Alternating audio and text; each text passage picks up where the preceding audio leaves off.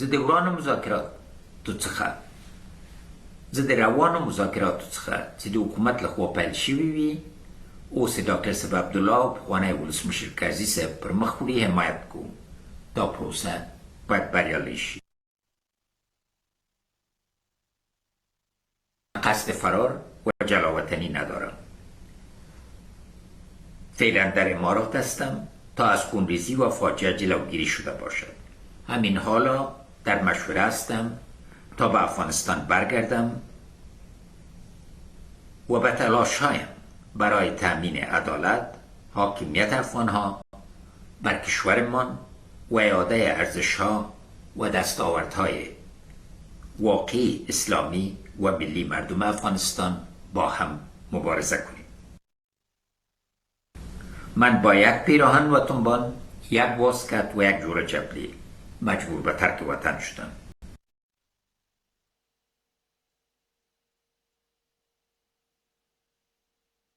और हमारे साथ आपको बता दें स्ट्रेटेजिक अफेयर्स एक्सपर्ट मारूफ रजा इस वक्त जुड़ रहे हैं। मारूफ जी, आपका स्वागत है। सबसे पहले तो किस तरीके से भागने के कुछ दिनों बाद पूर्व राष्ट्रपति का ये वीडियो सामने आया और साफ तौर पर वो जब देश छोड़ के गए थे उस चीज को किस तरीके से लाजमी बता रहे हैं कि वहां पे हिंसा हो जाती अगर वो उस वक्त देश छोड़कर नहीं जाते?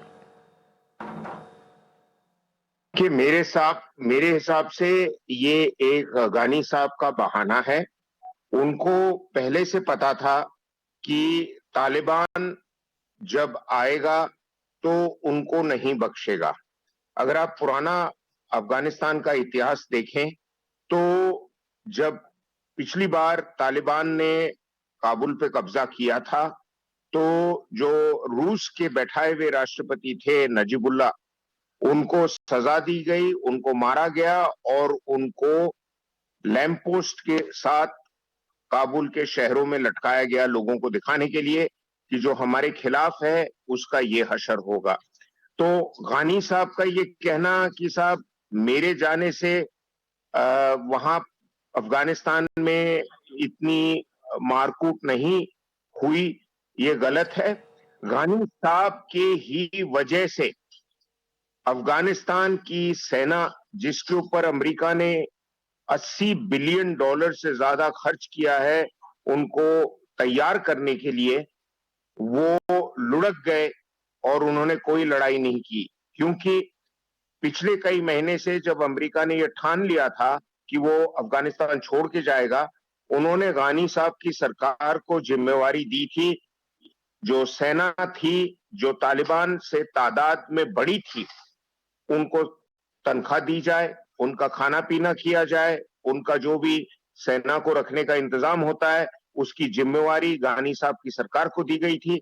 और जितने रिपोर्ट्स आए हैं ये गानी साहब की सरकार की करप्शन की वजह से और उनकी नाजिम्मेवारी की तरह जो कार्रवाई हुई है उसकी वजह से उनकी सेना ने हाथ खड़े कर दिए। जब उनको आप तनख्वाह ही नहीं देंगे, उनके खाने पीने का इंतजाम नहीं करेंगे, उनको कोई सहायता नहीं देंगे और आप खुद देश को छोड़ के भाग जाएंगे, तो क्या वो सैनिक खड़े होकर तालिबान का मुकाबला करके अपनी जान जमीन पर लगाएंगे जब उनके लीडर ही भाग रहे हैं?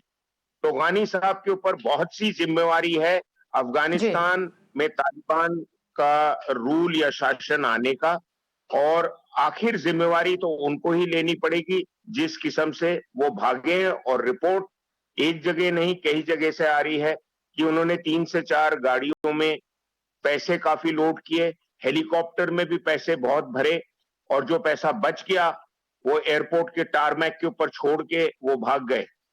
अभी या तो वो सारी रिपोर्टें गलत है या अभी गानी साहब जो कह रहे हैं वो सही है। मेरे हिसाब से मैं गानी साहब की अब किसी बात पे यकीन करने को तैयार नहीं। जी, मारूफ जी, उनके बात पे यकीन करने को आप तैयार नहीं, ये बिल्कुल सत्य, जो अपने देश को छोड़कर मुश्किल वक्त में जा सकता है और देश के मुखिया को ये शोभा नहीं देता। आपसे ये भी जानना चाहेंगे कि अगर भारत के स्टैंड की बात करें, भारत के इसका क्या रुख रहेगा? हालांकि अगर जो हमारे विदेश मंत्री एस जयशंकर उनकी बात करें तो उन्होंने बयान में अपने साफ तौर पर कहा है कि उनका पूरा जो ध्यान है अभी वो सिर्फ भारतीयों को वहां से सुरक्षित वापस लाने के लिए है। लेकिन दूसरे जो सवाल हैं कि किस तरीके से अफगानिस्तान के साथ अब भारत का रिश्ता होगा, क्या स्टैंड होगा, उस पर उन्होंने कुछ अगर देखें तो जवाब नहीं दिया, उसको टाल दिया। देखिए, मेरे को जो खबर मिली है और कम से कम एक भारत के राजदूत जो हैं, जो अफगानिस्तान में रह चुके हैं, उन्होंने टाइम्स नाउ चैनल पे ही मंजूर किया है कि अफगानिस्तान और तालिबान के साथ भारत की सरकार तालिबान के आने से पहले उनसे बातचीत थोड़ी बहुत कर रही थी, मिलाप था। लेकिन क्योंकि भारत को भी ये पता है कि अफगानिस्तान में अमेरिका परमानेंटली तो रहेगा नहीं, कभी ना कभी तो जाएगा, और जब जाएगा तो पाकिस्तान और तालिबान मिलकर अफगानिस्तान पे कब्जा करेंगे। तो भारत अपने रास्ते खुले रख रहा था, डिप्लोमेटिकली इनके साथ बातचीत जारी रख रहा था, लेकिन इनके खिलाफ भी इतने ओपनली कार्रवाई भारत नहीं करेगा, क्योंकि भारत चाहता है कि थोड़ा बहुत अफगानिस्तान के आने वाली सरकार के साथ भारत को कुछ ना कुछ मेल मिलाप रखना डिप्लोमेटिकली भारत के लिए उचित है।